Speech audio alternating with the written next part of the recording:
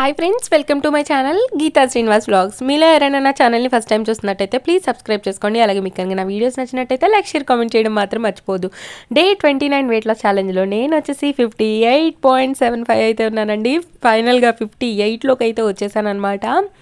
3.5 kgs పైనే loss అయ్యానండి. 358.50కి వెళ్తే 4 kgs వెయిట్ లాస్ అయినట్టు అనమాట. ఇంట్లోనే హెల్తీగా తింటూ ఎలాంటి వాకింగ్ చేయకుండా, ఎక్సర్సైజ్ చేయకుండా అయితే వెయిట్ లాస్ అయితే అవుతున్నానమాట. మీరు కూడా నా వెయిట్ లాస్ జర్నీని ఫాలో అవుతున్నట్టయితే ప్లీజ్ కామెంట్ చేయండి. తర్వాత ఇక్కడ నేనైతే బ్రష్ చేసుకున్నాను కదా ఎర్లీ మార్నింగే. తర్వాత అయితే డీటాక్స్ డ్రింక్ అయితే రెడీ చేసుకుంటున్నాను. ఈరోజు డీటాక్స్ డ్రింక్ వచ్చేసి చాలా సింపుల్గా చేసుకుంటున్నాను అనమాట. ఫస్ట్ అయితే ఒక బౌల్ పెట్టుకొని అందులో వాటర్ అయితే యాడ్ చేసుకుంటున్నాను. ఇక్కడ వచ్చేసి నేను మా వారికి, నాకు ఇద్దరి కోసం చేసుకుంటున్నాను. వాటర్ కొంచెం బాయిల్ అయిన తర్వాత ఇదిగోండి నేనైతే గ్లాస్లోకి వాటర్ తీసేసుకుంటున్నాను. ఇందులో ఈరోజు వచ్చేసి చియా సీడ్స్ అయితే తీసుకుంటున్నానండి. చియా సీడ్స్ ఎందుకు తీసుకుంటున్నాను అంటే చియా సీడ్స్ కూడా మన వెయిట్ లాస్కి బాగా హెల్ప్ అవుతాయి. ఎక్కువసేపు ఆకలి అవ్వకుండా కాపాడుతుంది. అలాగే ఇందులో ఒమేగా 3 ఫ్యాటీ యాసిడ్స్ అనేవి చాలా ఎక్కువగా ఉంటాయి. సో నేనైతే ఈరోజు చియా సీడ్స్ వాటర్ అయితే తీసుకుంటున్నాను ఎర్లీ మార్నింగ్. మీరు ఇందులో లెమన్ అన్న స్క్వీజ్ చేసుకొని తాగొచ్చు, లేదు అని అంటే డైరెక్ట్గా అన్న తాగేయచ్చు. ఇక్కడైతే నేను ఇవి చియా సీడ్స్ యాడ్ చేసి మూత పెట్టేసి కాసేపు వదిలేస్తున్నాను. సో దట్ ఆ చియా సీడ్స్ అనేవి మంచిగా సోక్ అయిపోతాయి అన్నమాట. అవి డైరెక్ట్గా కన్జ్యూమ్ చేయొద్దండి, మనం నానబెట్టుకొనే తాగాలి. ఇక్కడైతే నేను ఎర్లీ మార్నింగ్ లేవగానే చేసేసానండి. ఇది చేసి పక్కన పెట్టేశాను. ఇంకా నేను తాగేసరికి మంచిగా నాని చల్లగా అవుతాయి కదా అని చెప్పేసి నేనైతే ఎర్లీ మార్నింగ్ లేవగానే చేశాను. నార్మల్గా ఏదైనా డీటాక్స్ డ్రింక్ అయితే అప్పటికప్పుడే చేసుకుంటాను. ఇదిగోండి ఇక్కడైతే ఇంకా ఎర్లీ మార్నింగ్ బ్రేక్ఫాస్ట్లోకి వచ్చేసి ఫ్రూట్స్ అయితే తీసుకుంటున్నాను. ఫ్రూట్ ప్లేట్లోకి వచ్చి డ్రాగన్ ఫ్రూట్, కివీ, అలాగే కొంచెం పియర్, అలాగే కొంచెం పపాయ. ఇవన్నీ మన వెయిట్ లాస్కి హెల్ప్ అవుతాయండి. అలాగే షుగర్ లెవెల్స్ కంట్రోల్లో ఉండడానికి హెల్ప్ అవుతాయి. కివీ తీసుకోవడం వల్ల మనకి ఫోలిక్ యాసిడ్ బాగా లభిస్తుంది. పపాయ తీసుకోవడం వల్ల మన స్కిన్ గ్లో కూడా పెరుగుతుంది. అలాగే ఎక్కువసేపు ఆకలి అవ్వకుండా ఉంటుంది. డ్రాగన్ ఫ్రూట్ తీసుకోవడం వల్ల అయితే మన వెయిట్ లాస్కి బాగా హెల్ప్ అవుతుందండి. అలాగే బ్లడ్ బాగా ఇంప్రూవ్ అవుతుంది. ఇక్కడ లంచ్లోకి వచ్చేసి ఈరోజు కర్రీ రెడీ చేస్తున్నాను. కర్రీ వచ్చేసి మంచి కర్రీ అయితే చేయబోతున్నాను అనమాట. ఫస్ట్ దానికోసం అని చెప్పేసి పోపు పెట్టుకుంటున్నానని, పోపు వచ్చేసి ఆవాలు, కొంచెం జీలకర్ర అయితే వేసి కొద్దిగా ఫ్రై చేసుకున్నాను. తర్వాత పచ్చిశనగపప్పు వేసుకుంటున్నాను. తర్వాత ఒక 4-5 వెల్లుల్లి రెబ్బలు కూడా దంచి వేసుకుంటున్నాను. ఏమి లేదండి, అన్ని కూరగాయ ముక్కలతో కర్రీ అయితే చేయబోతున్నాను అనమాట. ఇదైతే నేను ఇప్పటివరకు నా వీడియోలో షేర్ చేయలేదు. అన్ని వెజిటేబుల్స్ తీసుకుంటున్నాం కాబట్టి మనకి మంచి ఫైబర్, మంచి మైక్రో న్యూట్రిషన్స్, అలాగే మనకు బాడీకి కావాల్సిన యాంటీ ఆక్సిడెంట్స్ అన్నీ లభిస్తాయి. బాగా ఐరన్ కూడా లభిస్తుందండి. ఇదిగోండి ఇక్కడైతే ఆవాలు, జీలకర్ర ఇవన్నీ మంచిగా ఫ్రై అయిన తర్వాత అయితే ఇక్కడ నేను ఆనియన్స్ వేసి, ఆనియన్స్లో కొంచెం పసుపు వేసి ఫ్రై చేసుకుంటున్నాను. అలాగే ఒక కరివేపాకు రెబ్బ కూడా వేసుకుంటున్నాను. ఈసారి అయితే కరివేపాకు చాలా పెద్దగా ఉన్నాయండి రెబ్బలు, అంటే తించి వేయాల్సింది. నేను డైరెక్ట్గా వేసేసాను. అయినా పర్లేదులేండి అని చెప్పేసి ఆ ఫ్లేవరే తిన్నామన్నమాట. పక్కకు పెట్టేసాం. బాగా పెద్దగా ఉంటే మనం తినలేమండి. కొంచెం చిన్నగా ఆకులు ఉంటే ఏంటంటే మనం తిన్నా మనకు తెలియదు అనమాట కరివేపాకు తిన్నాము అని చెప్పేసి.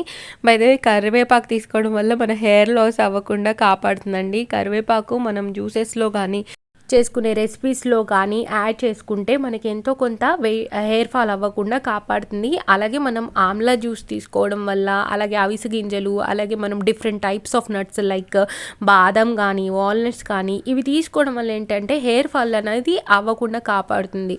సో మన డైట్లో ఇవన్నీ ఉండేలాగా చూసుకోండి. నేను స్మూదీస్ చేసుకున్నప్పుడు డ్రై ఫ్రూట్స్ వాడుతున్నాను, అలాగే కరివేపాకు కర్రీస్లో వాడుతున్నాను, ఇలాగే డిఫరెంట్ టైప్ ఆఫ్ వెజిటేబుల్స్ తీసుకుంటున్నాను. మనకి ఐరన్, కాల్షియం బాగా లభించాలండి హెయిర్ ఫాల్ అవ్వకుండా ఉండాలి అని అంటే.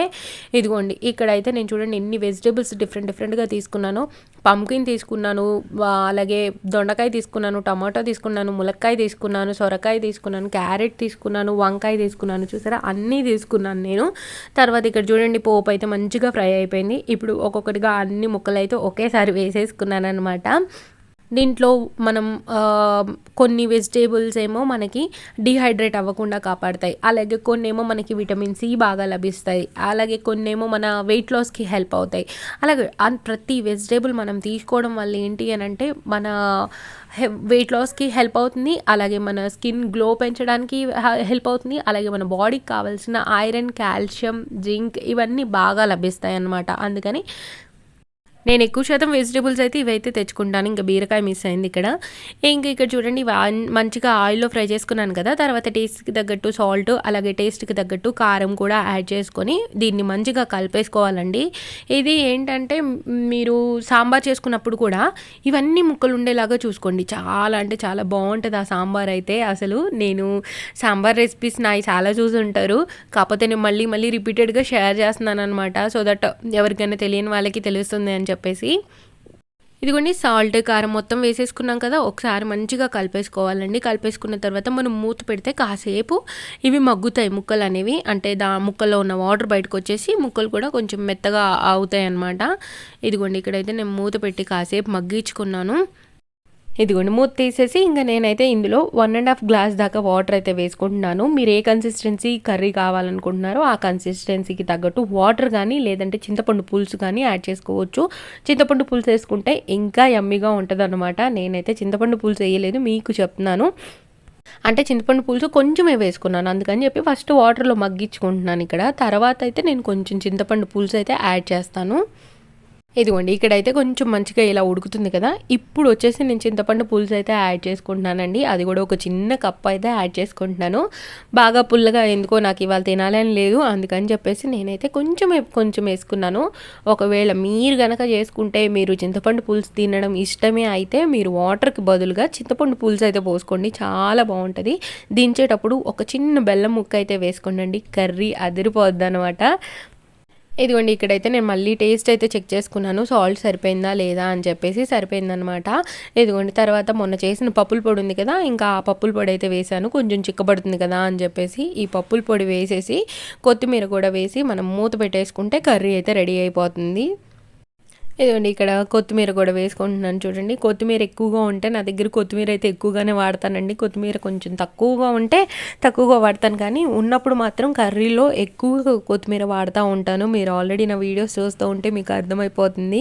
ఇదిగోండి కొత్తిమీర మంచిగా యాడ్ చేసుకున్నామా, ఇప్పుడు మూత పెట్టేసుకుంటే కొత్తిమీర ఫ్లేవర్ కూడా కర్రీకి పెట్టేసి కర్రీ అయితే చాలా బాగా రెడీ అయిపోతుందండి. ఇందులో బంగాళదుంప కూడా వేసుకోవచ్చు, నేనైతే వేయలేదు, వెయిట్ లాస్కి ట్రై చేస్తున్నాం కదా అని చెప్పేసి నేనైతే బంగాళదుంప వేయలేదు. చూసారా కర్రీ ఎంత బాగా రెడీ అయిపోయిందో అసలుకి. ఇదిగోండి అన్ని ముక్కలు మెత్తగా ఉడికిపోయినాయి, చాలా అంటే చాలా టేస్టీగా ఉంది కర్రీ. అయితే మీరు కూడా ట్రై చేయండి, ఎలా వచ్చిందో నాకైతే కామెంట్ సెక్షన్లో కామెంట్ చేయండి. ఇంకా ఈ కర్రీతో కాంబినేషన్గా నేనైతే పప్పు చేద్దామని చెప్పేసి పప్పు ఉడికించుకుంటున్నానండి. పప్పు వచ్చేసి పెసరపప్పు తీసుకున్నాను, అందులో కొంచెం సాల్ట్ వేసేసి కొద్దిగా పసుపు వేసి ఒక 2 విజిల్స్ వచ్చేదాకా అయితే ఉడికించుకుంటున్నాను, ఎందుకంటే ఇది మెత్తగా చేసేద్దాము అని చెప్పేసి. ఇదిగోండి ఇక్కడైతే మూత పెట్టేసి ఇంకా విజిల్ పెట్టేసి దీన్ని పొయ్యి మీద అయితే పెట్టేసుకుంటున్నాను. ఇంకా మిగిలిన ఏమైనా ఇంట్లో పని ఉంటే పని అయితే చేసుకుంటున్నానండి. వెయిట్ లాస్ అనేది చూసారు కదా, నాదైతే స్లోగా అవుతుందండి. స్లోగా అయినా చూసారా నేను 62.5 నుంచి 58కి వచ్చాను. ఎలాంటి వాకింగ్ చేయట్లేదు, ఒక్కొక్కసారి కుదురుతుంది ఒక్కొక్కసారి కుదరదు. ఇదివరకు నేను ఖాళీగా ఉండదని చేశాను, ఇప్పుడు నాకు అసలు కుదరట్లేదు అనమాట వాకింగ్ ఎక్సర్సైజ్ చేయడానికి. అదిగాక నేను కూడా బద్దకిస్తున్నాను అనమాట, వాకింగ్ ఎక్సర్సైజ్ చేయడానికి అవ్వట్లేదు. పాపకి అన్నీ చేసేసరికి టైం సరిపోతుంది, తర్వాత టైం ఉన్నా కానీ నాకు కూడా రెస్ట్ తీసుకోవాలి అనిపిస్తుంది. అందుకని చెప్పేసి అసలు వాకింగ్ స్కిప్ చేసేసానండి. అంటే మామూలుగా పాప వెనక తిరిగేది, ఇంట్లో పని చేసుకునేదే అదే ఎక్సర్సైజ్, అదే వాకింగ్ అనమాట. కానీ చెయ్యాలండి వాకింగ్ కూడా. మనం 40 మినిట్స్ చేస్తే ఇంకా హెల్దీగా అయితే ఉంటాము డేలో అనుకుంటాం, కానీ ఇంట్లో తిరుగుతున్నాం కదా అదే ఎక్సర్సైజ్ అనుకుంటాం కదా, కానీ అది ఎక్సర్సైజ్ కాదండి. మనకంటూ మనం ఒక 40 మినిట్స్ రోజులో పెట్టుకోగలిగితే మాత్రం మనం చాలా హెల్తీగా ఉంటాము. నేను ట్రై చేస్తాను అని చెప్తున్నాను, ట్రై అయితే చేయలేకపోతున్నాను, చేస్తాను ఖచ్చితంగా అయితే. ఇదిగోండి పప్పు అయితే మొత్తం మెత్తగా మెదిపేసుకున్నాను కదా, ఇప్పుడు టేస్ట్కి తగ్గట్టు సాల్ట్ అయితే వేసుకొని కలిపేసుకుంటున్నాను. కలుపుకున్న తర్వాత ఇందులో పోపు అయితే పెట్టుకున్నానండి. పోపు అయితే చాలా సింపుల్గా వేసేసుకున్నాను నేను. కొంచెం ఇందులో వెల్లుల్లి రెబ్బలు అయితే ఎక్కువ వేసుకున్నాను అనమాట, జీలకర్ర కొంచెం ఎక్కువ వేసుకున్నాను. ఇదిగోండి పోపు అంతా వేసేసుకొని ఇంకా నా లంచ్ ప్లేట్లోకి వచ్చేసి చూడండి 100 గ్రామ్స్ ఆఫ్ వైట్ రైస్, అలాగే 1 కప్పు దాకా అన్ని మిక్స్డ్ వెజిటేబుల్స్ కర్రీ, అలాగే కొంచెం పప్పు అయితే పెట్టుకున్నాను. నిజం చెప్తున్నాను, ఈ కర్రీ చేసుకొని తిన్న తర్వాత నాకు ఇంకో కప్పు తిందామా అనిపించింది అనమాట. అయితే ఈరోజు సలాడ్ ఎందుకు పెట్టుకోలేదంటే నా దగ్గర ఏమి అవైలబుల్గా లేవన్నమాట, అందుకని పెట్టుకోలేదండి. ఇదిగోండి మా పాప అయితే నేను పెట్టుకున్న తర్వాత తను వచ్చేసి రైస్ తీసుకొని తింటుంది. తను ఇదిగోండి ఇలా రైస్ తీసుకొని తింటుంది అనమాట. ఇంకా ఈరోజు నేనైతే డిన్నర్లోకి రాగి జావ తీసుకుంటున్నానండి. రాగి జావ చేసుకున్నాను. సో నేనైతే ఈ కన్సిస్టెన్సీలో తాగుతున్నాను. మీరు ఇంకా పలచగా తాగుతామనంటే పలచగా కూడా చేసుకోవచ్చు. నేనైతే ఈ కన్సిస్టెన్సీ తాగుతున్నాను. ఇందులోకి అయితే కొంచెం పెరుగు వేసుకొని అలాగే కొన్ని పంప్కిన్ సీడ్స్ వేసుకొని అయితే నా డిన్నర్ని అయితే కంప్లీట్ చేశాను. హోప్ మీకు ఈ వ్లాగ్ అయితే నచ్చింది అనుకుంటున్నాను. నచ్చినట్టయితే లైక్, షేర్, కామెంట్ చేయడం మాత్రం మర్చిపోద్దండి. అలాగే మీరు కనుక నా ఛానల్ని ఫస్ట్ టైం చూస్తున్నట్టయితే ప్లీజ్ సబ్స్క్రైబ్ చేసుకొని పక్కనున్న బెల్ రింగ్ చేయడం మాత్రం మర్చిపోకండి. బెల్ రింగ్ చేస్తేనే నేను చేసే వీడియోస్ అన్నీ మీకు 1 by 1 నోటిఫికేషన్ ద్వారా వచ్చేస్తుంది అనమాట. సో దట్ నా వీడియోస్ ఏవి మిస్ అవ్వకుండా అన్నీ వాచ్ చేసేయచ్చు. అలాగే నా ప్లేలిస్ట్లో వెయిట్ లాస్ 1, వెయిట్ లాస్ 2 అని 2 ప్లేలిస్ట్లు అయితే ఉన్నాయండి. మీరు ఒకవేళ చెక్అవుట్ చేయాలంటే చెక్అవుట్ చేసేయచ్చు. Thank you so much for watching this video. Bye అండి. బాయ్.